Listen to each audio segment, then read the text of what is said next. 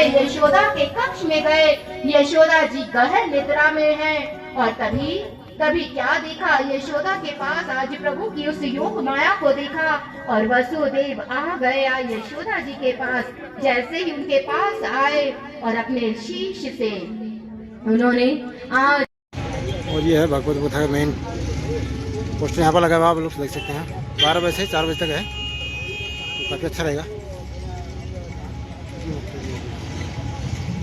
तो चलते हैं अंदर को, वीडियो बनाइए, देखिए काफ़ी अच्छा था, रंगोली टाइप का बना रखा है। तो यहाँ पर अभी चलते हैं अभी। तो आइए को तो कार्यक्रम हुआ नहीं है अभी, तो कार्यक्रम होगा, यहाँ विराम है अभी। पहला गुड मॉर्निंग, कैसे हैं सब? बढ़िया होंगे, मस्त होंगे। तो आज एक फिर से नए ब्लॉग में आपका हार्दिक स्वागत था। और आज जा रहे हैं हम भागवत कथा में। और भागवत कथा बोले तो रामलीला मैदान में, यानी कि पिथौरागढ़, तो काफ़ी एक भागवत कथा है वहाँ, भागवत कथा पुराने लगा है, तो वहाँ पहुँच रहे हैं हम अभी। तो आपको दिखाते हैं भागवत कथा कैसा हो रहा है वहाँ पर, किस टाइप का हो रहा है। तो ये पैदल मार्ग से है हमारा, तो पहुँचते हैं, वीडियो में बने रहिएगा। घट में उसका दर्शन किया, जब घट में उससे जुड़ गए, जब दिव्य दृष्टि खुली, दिव्य नेत्र खुला, वो कण कण में निवास करता राम जब घट में प्रकट हुआ, तो फिर सजनों राम राज्य भीतर पहले आया, राम राज्य पहले भीतर स्थापित हुआ। और जब राम भीतर आए तो त्रेता युग राम राज्य में बदल गया, राम राज्य बन गया, राम राज्य राम युग आ गया। और आज सजनों यह हर भक्त चाहता है, लेकिन चाहता है पूरा तब से होगा जब उसे स्वयं जान लोगे। और जहाँ राम राज्य की स्थापना प्रभु ने की, नवम स्कंद में राम राज्य, प्रभु राम का चरित्र है, प्रभु राम की महिमा है, तो वहीं पर आज श्रीमद् भागवत की कथा, अवतरण की कथा को बता रहा है। धरा पर अवतार लिया और प्रभु ने इस धरा पर जहाँ धर्म स्थापना की। लेकिन ये प्रभु के त्रेता, ये द्वापर युग की कथा ये कहाँ से प्रारंभ होती है? कहते हैं कि जिस समय इस धरा पर चारों ओर त्राही त्राही पाप, अत्याचार, अहंकार की केवल मात्र आतंक था, तो उस समय कहते हैं जब आज इन पाप अत्याचारों से आज वसुंधरा इस पाप अत्याचारों का बोझ सहन नहीं कर पाई, चारों ओर अधर्म था, चारों ओर केवल मात्र यही कोहलाल था, यही था, तो उस समय वो वसुंधरा विवल हो गई। वो वसुंधरा जो ये पापों का बोझ मुझसे और सहन नहीं होता है, अब ये पापियों का बोझ मैं और नहीं सहन कर सकती हूँ, इसलिए मेरी रक्षा कीजिए और मुझे इन पापों से मुक्ति, इस पाप का अंत कीजिएगा। और कहते हैं जिस समय आज वसुंधरा फुलाई हुई ये धरा, पीड़ित धरा, जिन्होंने ब्रह्मदेव से प्रार्थना की, गुहार की, समस्त देवतागण स्वयं आज सनक आदि ऋषि, देव ऋषि, नारद, मानो सब आज वसुंधरा की इस पीड़ा का अनुभव कर रहे हैं। इस पृथ्वी की इस धरा में जो त्राही त्राही है आज सभी देख रहे हैं। लेकिन ब्रह्मदेव ने कहा, वसुंधरा हम में इतना सामर्थ्य नहीं, लेकिन जो हमें चलाने वाला है, जिसकी शक्ति से हम चल रहे हैं, आज वही श्री हरि श्री नारायण है, जो हमारी इस पीड़ा से हमें मुक्ति दे सकते हैं, जो इस पाप का अंत कर सकते हैं। और कहते हैं उस समय माँ वसुंधरा, समस्त ब्रह्मदेव, आज समस्त देवतागण जो श्री सागर पर आज श्री हरि के आगे गुहार करते हैं, श्री हरि के आगे प्रार्थना करते हैं, प्रभु के आगे विनती करते हैं कि हर युग में इस धरा की स्थापना के लिए, धर्म स्थापना के लिए प्रभु आपने हर युग में अवतार लिया है, तो आइए प्रभु आइएगा, इस युग में अवतार लीजिएगा और इस धरा को पापों से मुक्त कीजिएगा। और कहते हैं जिस समय सभी ने प्रार्थना की कि ब्रह्मदेव ध्यान की अवस्था में उतर गए और आज ध्यान में अपनी प्रभु की दिव्य वाणी को सुना, दिव्य वाणी गूंज उठी कि हे ब्रह्मदेव, वसुंधरा से कहिएगा कि अब हमारा इस धरा पर आने का समय हो चुका है, हम शीघ्र ही इस धरा पर अवतार लेने वाले हैं, हम शीघ्र ही इस धरा पर अवतार ले धर्म स्थापना करने वाले हैं। और जैसे ही आज ब्रह्मदेव ध्यान में प्रभु की दिव्य वाणी को, इस वाणी को सुना, प्रभु के आदेश को सुना कि ब्रह्मदेव ध्यान से आए और वसुंधरा से कहा कि वसुंधरा, प्रभु ने हमारी हम सब की पुकार को सुन लिया है। प्रभु शीघ्र अतिशीघ्र इस धरा पर आने वाले हैं और आज वसुंधरा प्रसन्न, समस्त देवतागण प्रसन्न है। और जैसे ही सब अपने अपने धाम लौटने लगे, ब्रह्मदेव ने कहा, कहाँ लौट रहे हो? सभी ने कहा कि हे ब्रह्मदेव, आपने इतना शुभ समाचार दिया है, अब हम अपने धाम लौट रहे हैं। प्रभु ने कहा, नहीं, जाओ, इस धरा पर जाओ और प्रभु के आने की तैयारियां करो। और कहते हैं कि आज समस्त देवतागण रूप बदल कर, वेश बदल इस धरा पर प्रभु के आगमन के लिए पहुंच गए हैं। और कहते हैं प्रभु ने अपने आने की स्थिति तो समय पहले ही तय कर चुके हैं कि आज मथुरा में वसुदेव जी का विवाह देवकी जी के संग संपन्न हुआ है। सारी मथुरा नगरी में खुशियां मनाई जा रही। महाराज कंस प्रसन्न है कि हमारी बहन देवकी का विवाह हुआ है। और कहते हैं जब वसुदेव जी देवकी को लेकर रथ पर आए तो तभी कंस वहां पहुंच गया।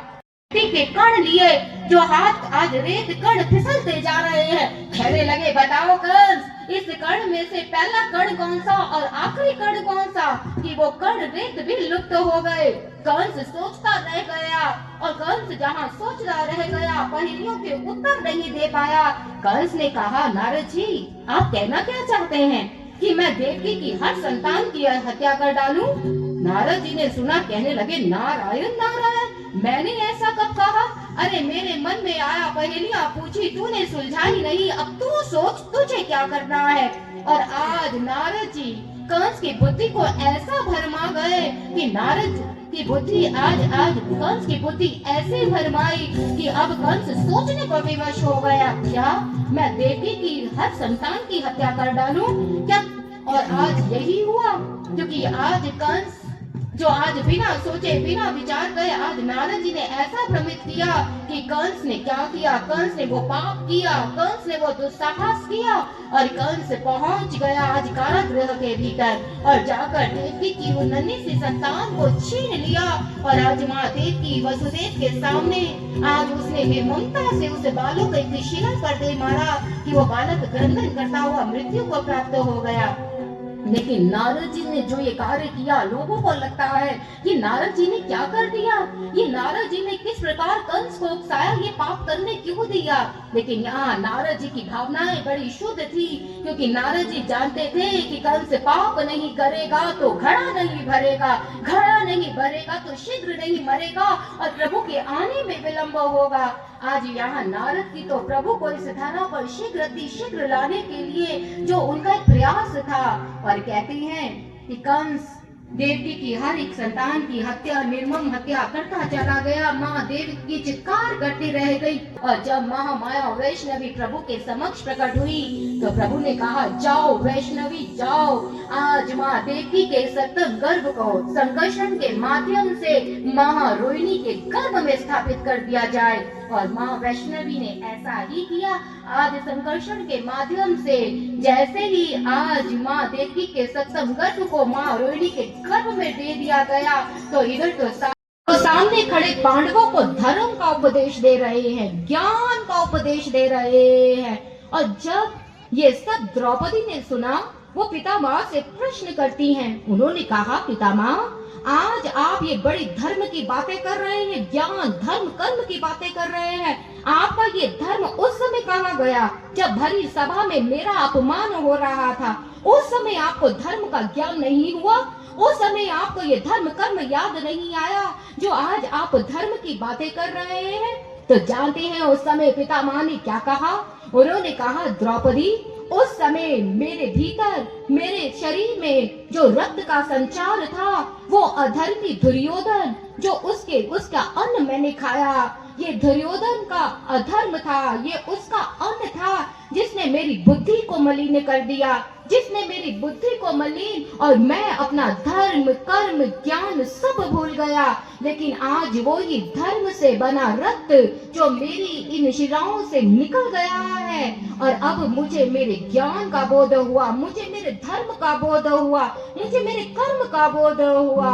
सचमुच इतना प्रभाव पड़ता है आहार का हमारे मन पर, हमारे स्वास्थ्य पर, हमारे शरीर पर, हमारे विचार विचारों पर इसलिए कहा कि अपने परिवार, अपनी संतानों ना है कि हम अपनी संतान को, अपने परिवार को शुद्ध भोजन, शुद्ध आहार, बल्कि हमें कौन सा पिछला कर्ज चुकाना है, ऐसा कौन सा कर्ज रह गया है। सजनों, ये पैसा, ये पिछला कर्ज चुकाना था अपने माता पिता के ऊपर, क्योंकि सजनों हमारे माता पिता जिन्होंने हमें जन्म दिया, जो हमें इस संसार में लाए, जिन्होंने हमारी हर एक जरूरतों को पूरा किया, जिन्होंने हमें बड़ा किया, हमें कुछ पदवी पर बिठाया, जिन्होंने हमारे लिए अपना सर्वस्व लौटा दिया, लेकिन जब आपने सुना, जब वही बच्चे अपने पैरों पर खड़े होते हैं, जब उनकी जेबों में पैसा आता है, तो वो अपने माता पिता के लिए इन जेबों में उनको देने के लिए पैसा नहीं निकलता है। और सजनों, अपने ही सोसाइटी का एक एग्जाम्पल रखना चाहूंगी मैं कि किस प्रकार माता, एक पिता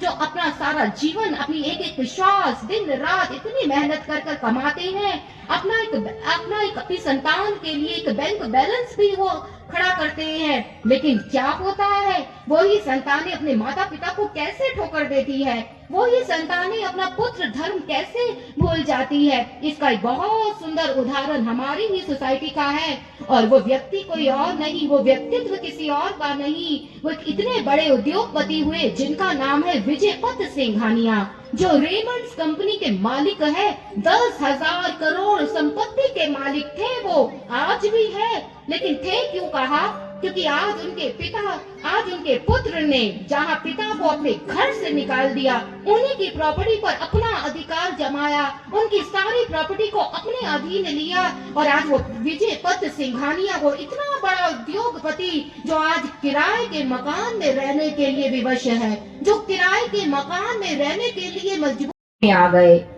और कहने लगी, क्या बार बार एक ही बात पूछते हो, कैसे हो, कैसे हो। जैसे उस व्यक्ति ने सुना, उन्होंने कहा, क्या हुआ कबीरदास जी, क्या जीवन में कोई कष्ट आया है, क्या जीवन में कोई परेशानी आई है, हमें बताओ। कबीरदास जी ने सुना, हैरान रह गए। कबीरदास जी ने कहा, परेशानी, दुख, अरे संसार में सबसे बड़ा दुख, परेशानी यही तो है जो मुझे विचलित कर रही है, कि इंसान सारी जिंदगी माया के पीछे दौड़ता है, एक मन है उसका जो माया के पीछे भाग रहा है, और वो मुझसे पूछता है कि मैं सुखी हूँ। अरे बंधु, प्रश्न तो